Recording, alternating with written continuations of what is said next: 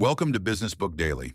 Today I'm breaking down a book about how companies can grow without falling into chaos and what that teaches us about alignment, execution, and managing complexity as you scale.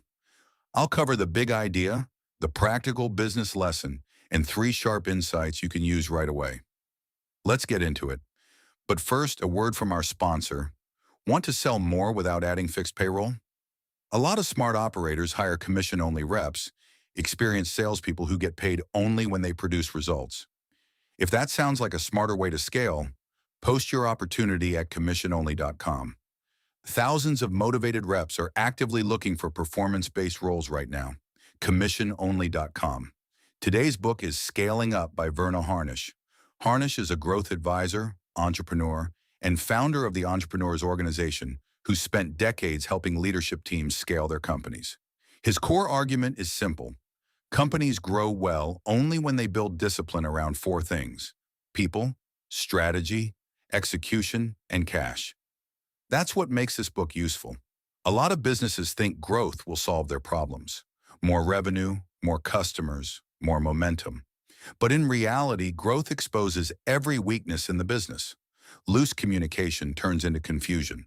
Weak systems turn into missed targets. Poor cash management turns into real risk. The book makes a different case. Scaling isn't about doing more. It's about building enough clarity and structure that the business can handle more without breaking. One of the strongest ideas in the book is that people come first. If you have the wrong people in key roles, every other problem gets harder. Strong companies make sure the right people are in the right seats, and they deal with misalignment early instead of letting it drag down performance. Another major lesson is that strategy has to be simple enough for everyone to understand. If your team can't clearly explain who your best customer is, what makes you different, and what matters most right now, execution will fall apart. Strategy isn't useful if it lives only in leadership meetings. It has to be something the whole company can act on. Execution is where most companies struggle as they grow. The book emphasizes the importance of rhythm, regular meetings, clear priorities, and visible accountability. When everyone knows the goals, who owns them, and how progress is measured, the business runs more smoothly. Without that structure, work gets scattered and progress slows down. Cash is another area that often gets overlooked. Many companies look successful on paper, but run into trouble because growth consumes cash. More hiring, more inventory, and longer payment cycles can create pressure even when revenue is rising. Strong operators treat cash as a system to manage carefully, not just a number to check occasionally. The Rockefeller habits tie all of this together. The idea is to build simple, repeatable habits that keep the team aligned and focused. Clear priorities, useful data, and productive meetings create a system the company can rely on instead of depending on constant firefighting. So how do you apply this? Start by narrowing your priorities. Pick a small number of goals for the quarter and make them clear enough that your team knows exactly what winning looks like. If everything feels important, nothing gets done well. Next, clean up role clarity. Look for areas where work gets delayed or duplicated.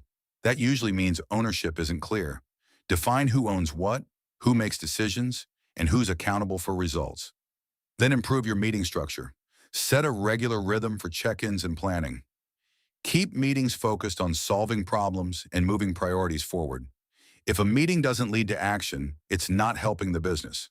After that, take a hard look at cash flow. Understand how money moves through the business and where pressure might build as you grow.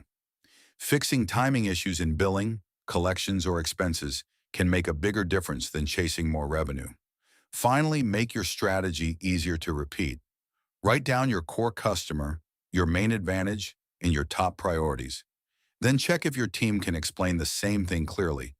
If they can't, the strategy needs to be simpler. Now here are three insights worth sharing. First, growth doesn't usually fail because demand is weak. It fails because complexity outpaces clarity and the business loses alignment. Second, a scaling company needs fewer priorities, not more, because focus is what turns effort into results. Third, revenue can hide deeper problems, but cash flow, accountability, and execution rhythm reveal whether the business is actually built to grow. Today's closing sponsor is memoirghostwriting.com. Many of the best business books start as ideas leaders have been refining for years. MemoirGhostwriting.com works with founders, executives, and industry experts to turn those ideas into polished business books that build authority, attract leads, and open doors.